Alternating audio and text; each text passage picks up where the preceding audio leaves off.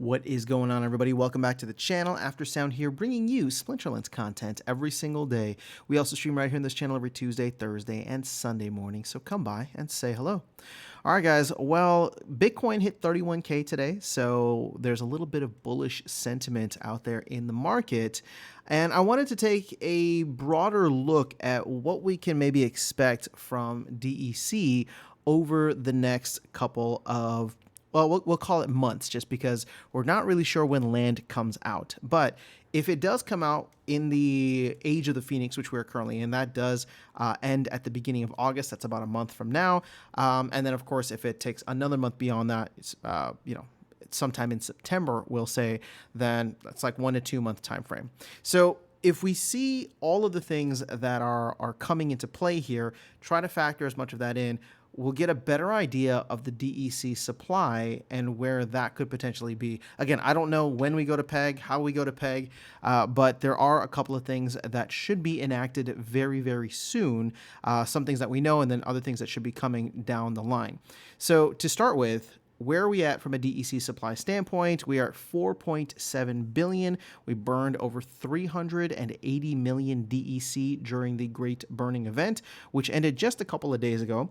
And so you can see over the last couple of days, we are kind of back at that 1 million, maybe 1.5 million, 1 to 1.5 million DEC burning per day. So if we factor that in, and here's the thing that we know that's coming in just a couple of days here on Thursday. It's already been announced, but that will be the DEC burn with the market fee. So 2% of the market fee, which is being raised from 5% to 6%, 2% of that is going to automatically burn DEC. And as we were counting, I made another video, as we were looking at, even if the market just has kind of slow days, 15 to 20K, and I wasn't even counting the non-card market. But if we just go on a very conservative level over the next couple of months, it burns anywhere from like 400,000 to 500,000 DEC per day. It could be even more than that, considering that we're below PEG. So at this point, I'm trying to think through, if we're already burning 1 million to 1.5 million per day, maybe we increase that from 1.5 to 2 million per day. And then you look out on a 30-day time scale, and we are burning about anywhere from like 50 to 60 million DEC. Granted, we are still printing some, right? We'll be printing about 15 million for the, you can hear the fireworks in the background, which is funny. But we're printing about 15 million for the leaderboard. So if we just say over the next month, right? So let's look at July 1st.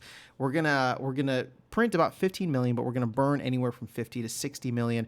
I'm gonna say just net anywhere between like 40 to 50 million is kind of what I would expect in terms of us burning. So where does that get us down to? Well, it gets us under 4.7 billion, but that's still a heck of a lot of DEC. Now we extrapolate that another month, maybe we get down to, the lower ranges of 4.6 billion DEC. Is that going to do much for PEG before we get to land? Maybe not. I mean, it's going to be nice to have a burn mechanism for DEC, but in terms of like there being demand to actually drive it up, I don't think that market fee is going to do it quite. The market fee alone is not going to do it. When it comes to potential demand, there's two things that we should consider. One is and both of them are proposals. The first has already been passed, and that is the DEC or Riftwatchers for DEC proposal. So that should be introduced. I don't know if it's going to be introduced this week or next week or whenever they have the maintenance window available for it, but Aggie did say that it should happen within a sprint. I'm assuming that it's going to come sooner rather than later. It's just this is a holiday week for the team, so I'm not sure what they have planned. But when we look at how much or how many Riftwatcher packs there are, still quite a bit in the marketplace. Almost 2 million. It's going to be 5,000 DEC. That could create some demand, as people will look at this and say, well, if we expect DEC to go to PEG in a couple of months with land 1.5, then maybe getting a 16% discount on Riftwatcher packs right now would be ideal. And that could be a reason why Riftwatcher packs are really slow. Everybody's waiting for this to be implemented. So we don't know what the demand is for that. But keep in mind, it will lock up 5,000 DEC per pack that is purchased. So that could create some, that the team was really excited about this proposal when they first put it out in November. Aggie said that it was boom, gonna, get us to peg in a matter of days or, just immediately. I don't think that the appetite is there for the community now, although I would say that people who want Riftwatcher packs may be waiting for this, and there still is a benefit from buying in store. So that would be number one.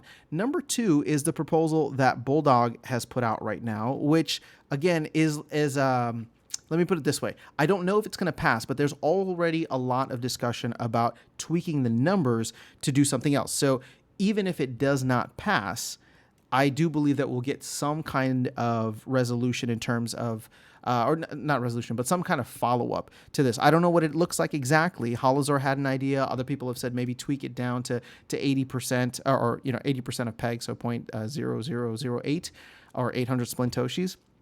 I don't know who's going to follow up on that, but overall, I do think something is going to happen. There's just a lot of stable coins sitting there not doing much in the DAO, and maybe people like that. But for myself, the reason I did vote for it, and I would vote for any other kind of amendment or tweak to it in the future, is because I want us to be buying up DEC, using it in a way that using these stablecoins in a way that I think is productive, helps the game economy right now, and actually provides some upside potential for the DAO because they're buying at a 16% discount and can decide what to do with it once we're at or above peg.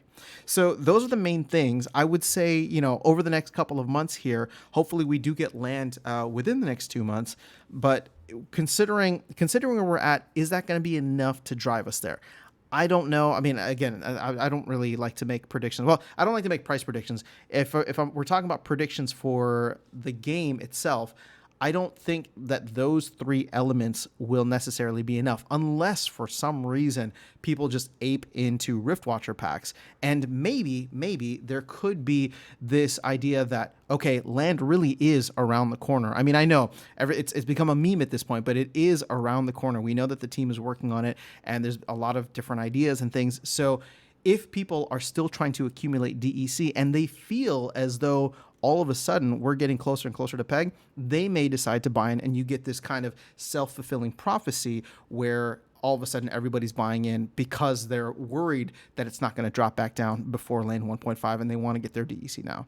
So I don't know where this all ends up, but just wanted to kind of lay out what I see the next couple of months looking like.